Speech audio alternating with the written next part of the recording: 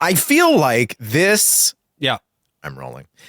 I feel like this game is like you opened up any kind of like third-party gaming magazine in 2000 and terrorism, whatever year this is. And I did frequently. Yeah. And it would just be like, Max Payne is coming back.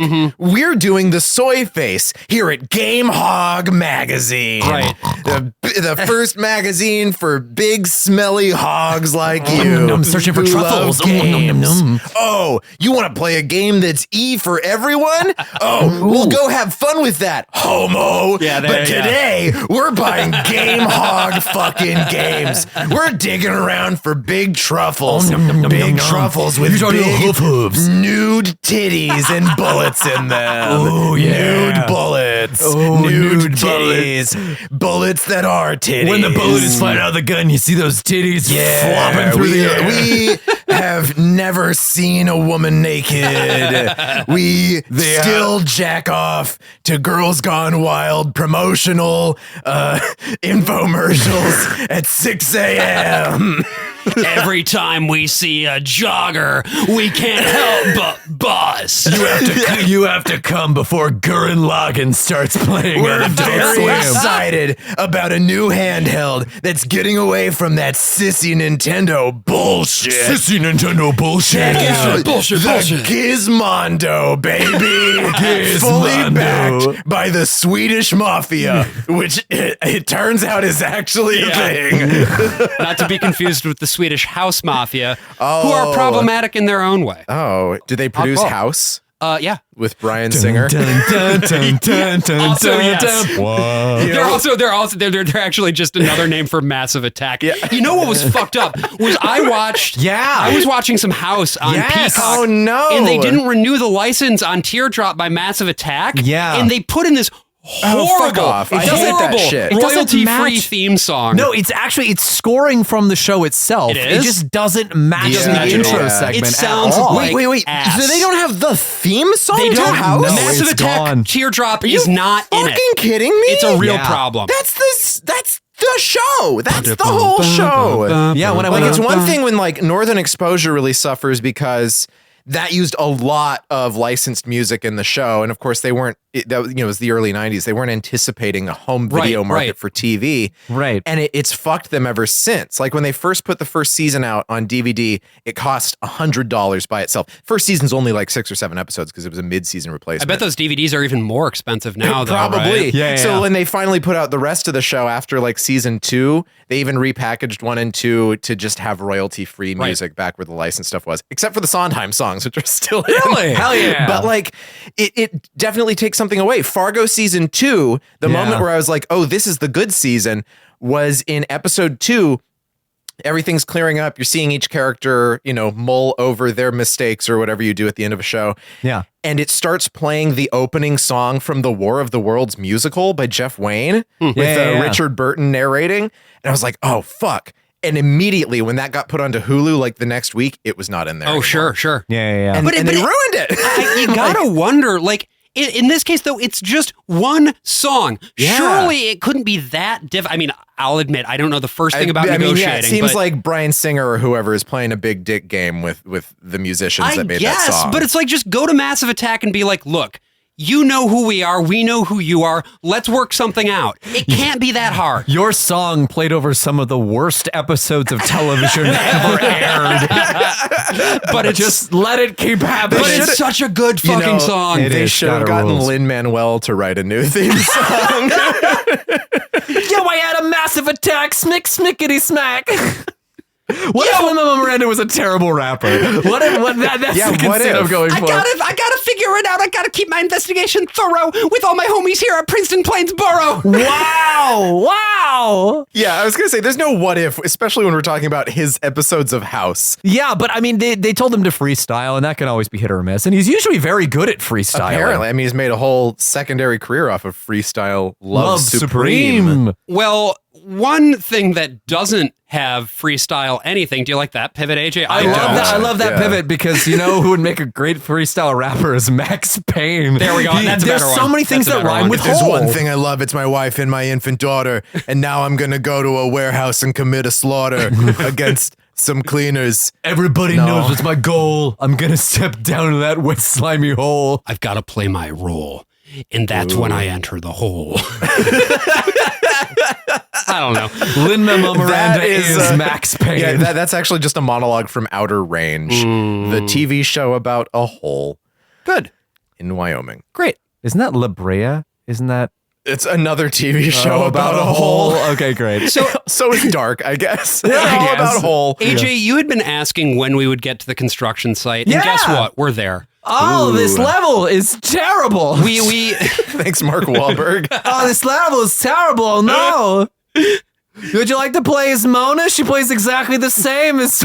So this level fucking sucks. Yes. You play through it once. Whoa, this is not the game hog way of approaching criticism. Yeah, what's That's the true, game that's hog? true, yeah, We it's gotta both give it a sides. score out of 255. right. This is gentleman's 8 out of 255. I'll give it points because you do get to play it once as Max and once as Mona, and they're like, oh, you get to play as Mona, and she controls completely differently, and she No, has to she complete- doesn't. No, No, she there's doesn't. something. She fucking There's doesn't. something that you're missing here, man, and it's that Max Payne 2 had the best fucking booth babes of all time. I couldn't even help but crank one out as I was standing in line to play the game. And Remedy, they didn't even ask me to leave. It's turning into Alex Jones. I was cranking out at E3. They didn't ask me to leave anything ever. I never leave E3 even when I'm cranking out. I crank out right on the floor. They were like, sir, drop the truffles. And they're like, no, they're my delicious truffles. Nom, nom, nom, nom, nom. I'm a game hog. They're putting truffles in the video games. They're turning the freaking hogs gay.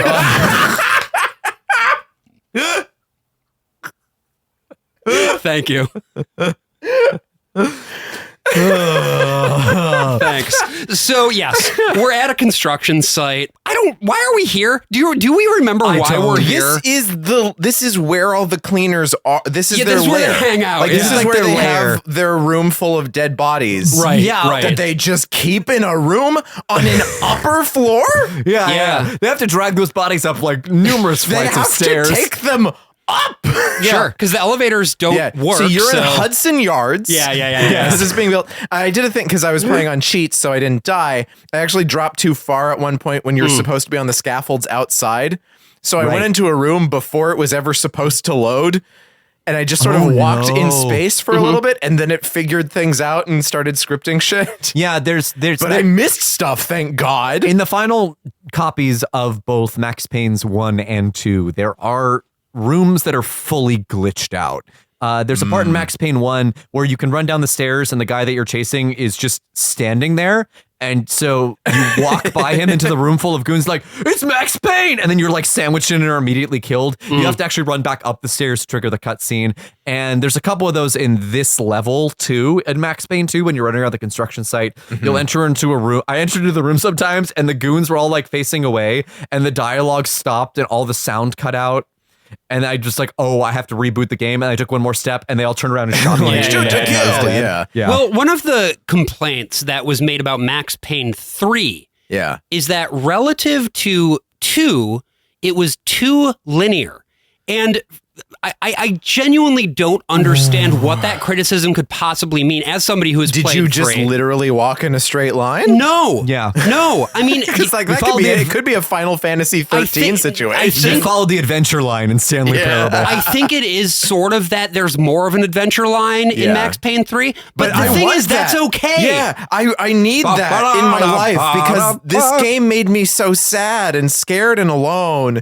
I was just looking at gray walls. Right. Everything was 90 degrees. And just trying to figure out what's a door, what's not a door. Who can say? That's the new hit. That's the show on challenge of the NPC. game. That's the whole. That's what it's supposed to be. Right. That's fun. That's fun. I'm a big game hog. I love to be a hog. This is not the editor in chief, of course, who has a much lower voice. Right, This right. is the assistant editor. Yes. This is Dwayne Hogg. His name is actually Dwayne Hogg. That's how he got into the business. Dwayne Dwayne Hogg Hogg of Johnson. Game Hog. It's actually the family business, but they didn't want it to look too much like he was getting a Nepo job. 2 G's. Dwayne, the large adult He's son descended hog. from Boss Hog of Dukes of Hazzard. That's yes, a real yes, guy. of course. But you know what? It's very hard to write articles with hooves. What? He's a little hog. He's got a little hog. being literal that this is an actual game hog. Why would it be a literal hog? This is a They're guy. searching for AJ. truffles. No, every other part Are of this was are normal. these humans searching for truffles? All of this was normal until what you did. Okay, just so now. earlier we talked about how in improv you need to continue to build the world around the established context of the bit. He yes-anded. You're not supposed to yes-and me. When you yes me. when you add you yes me. Yes, end of scene. when you add information in a way that doesn't fit in the context of No, the bit, but it quickly becomes confusing. No, that was the original bit. You just weren't paying fucking attention, I Josh. said he was related to Boss Hog from the Dukes of Hazzard, Yes, who is a man. hog He is in a living human man. skin, as everyone knows. He has hands, though. He has an entire hand, all 5 fingers. They work. Guys, we have so much game left. No, we don't. No, we we do. really don't. I don't. Unfortunately. I stopped. Wait, did you? Was the construction This is the scene cutoff, yeah. where you cut off? This is the cutoff. Yeah. So this is the Because end I for Brian. actually just lost where I was supposed to Okay, go, and so I just didn't want to keep walking around in the dirt floor, so I stopped. Yeah. And then I looked up the nude Mona. Right. We had been in the area with all the flats, the particle board flats. Yeah. Now it's just all concrete. Now it's just gray. Everywhere is gray. It sucks It's so all gray fucking all the much. time. Yeah, and I mean, this also gets into the sniping elements where you have to. Which are fine, I guess. I'm just so bad at it. Like that, I think that was the thing. Like this is where my skill really hit that wall. Oh, you know? sure. Like I spent a lot of time getting. There's a part where you're playing as Mona and you're trying to snipe to like do an escort mission essentially for Max Payne. Right. Yeah. But they just keep spawning dudes behind you. Yes. And because killing you that's a fucking challenge. instantly. That's fun. Yeah, Yeah. that's real fun. The cheap. I couldn't hear the guy coming. Right. Well, because also that's the other thing is the positional audio.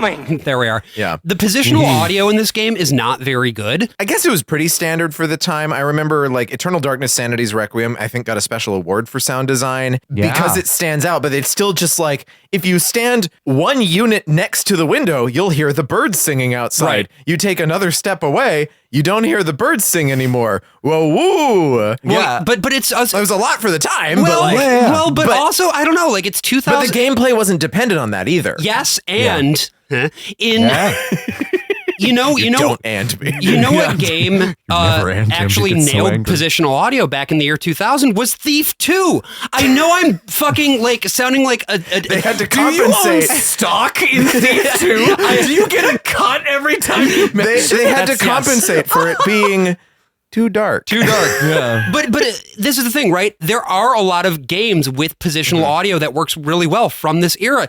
That's just not the case. There were so many times where, especially in that sniper level, where Yeah. whether it was people on the ground, people behind me, whatever, I would be like, wait, I'm getting shot at. My little red guy in the lower left-hand corner is turning red quickly, but where is the guy? I don't know. And then I was dead. Anytime there's anyone on another level as you, it's just bullshit. Like Yes. it's just done. Yeah. Like the part where you're on the ledges and you're walking across and there's guys in the car, you can see them, but then there's like a pipe in front of you, so it's hard to actually shoot them from where you are. It's just impossible to really make the dynamic work in the game the way that it is designed. And and then they decide, well, wouldn't it be even more fun if you had to run back and forth to both sides of the level over and over? You have to do this like 3 fucking times because You do a full circumference. You do the whole thing. I'm Max, stroking my little corkscrew pee-pee. Yeah. Because I'm a game hog. Max is trying to like Metaphorically. open up all of these different doors that are down on the ground, and each one of them is locked. And it's like I think the second door, I was like, no, this one's not going to be locked too. And he's like, it's locked. And I was like, no, surely not. Surely the third one won't be locked. And lo and behold, Lo and behold, it's every door and it's locked, Max. You have a gun. They teach you how to shoot off a lock in the intro tutorial. You can open the door, Max. That is another in Max Payne 1, they do still have the feature where you're shooting locks off of doors, but it's like twice. You do it most of the time you come across a locked door, that will open, it opens because of cutscene reasons. They'll even have doors that are locked with like a distinctive polygonal shape that is a lock, just not the kind that you're allowed to shoot. Yeah, they'll also, I think very cruelly, they'll light certain doors. Yes, they will. That do not open. And it's like, that's game design 101, right? Why? Light leads characters. Yes. Light leads players to where they need to fucking go. So if you light a door, you assume you can open it, but it's like, and it's, ooh.